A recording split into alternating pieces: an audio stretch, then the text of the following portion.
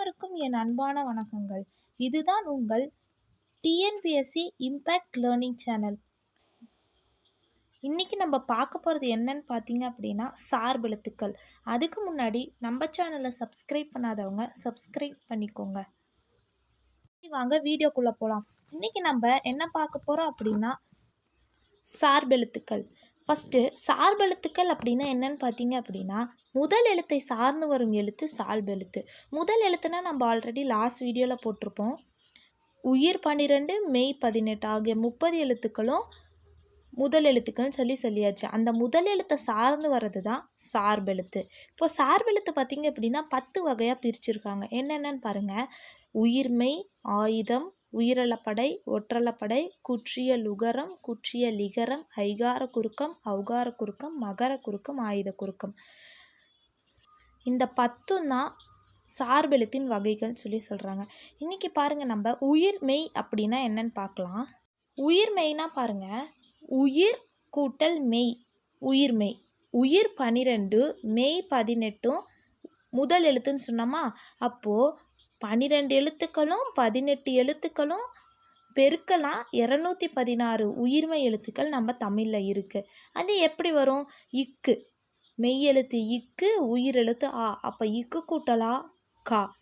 சொல்லானது உயிர்மெய் கா ஆனது உடல் மெய் எழுத்து போன்றும் ஓசை உயிரெழுத்து இது என்ன அப்படின்னா சொல்லு மெய்யெழுத்து மாதிரி இருக்கும். உடல் அதோட உடல் பாருங்க, கான்றது மெய்யெழுத்து மாதிரி இருக்கும், ஓசை உயிரெழுத்து மாதிரி இருக்கும். அதை தான் உயிர்மெய் எழுத்துன்னு சொல்கிறாங்க. இந்த உயிர்மெய் எழுத்தை 2ஆக பிரிச்சிருக்காங்க. உயிர்மெய் குறில், உயிர்மெய் நெடில். நம்ம உயிரெழுத்தில் குறில் எழுத்து நெடில் எழுத்து 2 பார்த்தோமா. குறில் எழுத்து பார்த்திங்கன்னா 5, நெடில் எழுத்து பார்த்திங்கன்னா 7. அப்போது உயிர்மெய் எழுத்து பார்த்திங்கன்னா 18. அப்போது குறிலோட 18 சேர்ந்தால் 5 கூட்டல் 5 × 18 90 எழுத்துக்கள். ஓகேங்களா? அதுதான் குறில் எழுத்துக்கள். என்ன குறில்? உயிர்மெய் குறில்.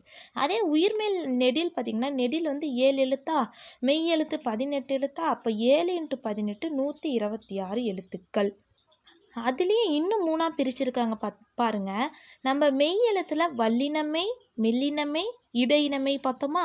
அப்போ வல்லினம் பார்த்திங்கன்னா 6 எழுத்து, குறில் பார்த்திங்கன்னா 5 எழுத்து. அப்போ 6 × 5 30 எழுத்துக்கள். அதே மாதிரி 6 × 5 30 இடையின எழுத்துக்கள், 6 × 5 30 மெல்லின எழுத்துக்கள். உயிர்மெய் குறியில் பார்த்திங்கன்னா 90 எழுத்துக்களை 3ஆக டிவைட் பண்ணியிருக்காங்க. அதே உயிர்மெய் நெடிலையும் 3ஆக டிவைட் பண்ணியிருக்காங்க. அப்போது 6 × 7 6 எப்படி வந்தது? 6 பார்த்திங்கன்னா வல்லின எழுத்துக்கள். அப்போ 6 வல்லின எழுத்துக்கள், 7 நெடில் எழுத்துக்கள். அப்போ 6 × 7 42. அதே மாதிரி 6 × 7 42 மெல்லின எழுத்துக்கள், 42 இடையின எழுத்துக்கள். அப்போ உயிர்மெய் நெடியில் 126 3ஆக டிவைட் பண்ணியிருக்காங்க. அந்த 3 எழுத்துக்கள் பார்த்திங்கன்னா வல்லின மெய் நெடில், வல்லின மெய் நெடில், மெல்லின மெய் நெடில், இடையின மெய் நெடில். இந்த தான் 3ஆக பிரிச்சிருக்காங்க.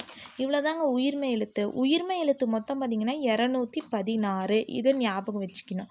ஓகே, சார்பெழுத்தில் நம்ம ஃபஸ்ட்டு பார்த்திங்கன்னா உயிர்மெய் எழுத்து பார்த்துட்டோம்.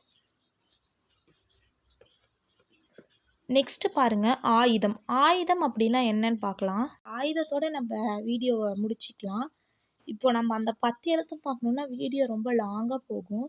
நம்ம ஆயுதத்தோட ஸ்டாப் பண்ணிக்கலாம். பாருங்கள், ஆயுதம் அப்படின்னா என்னன்னு பார்த்தீங்கன்னா அக்குன்னு சொல்கிறாங்க. அக்கு தான் ஆயுத எழுத்துன்னு சொல்லியிருக்காங்க. இந்த அக்குக்கு ஆயுதத்திற்கு வேறு பேர் என்னன்னு பாருங்கள். அக்கேனம், தனிநிலை, ஒற்று, முப்புள்ளி, முப்பாற்புள்ளி.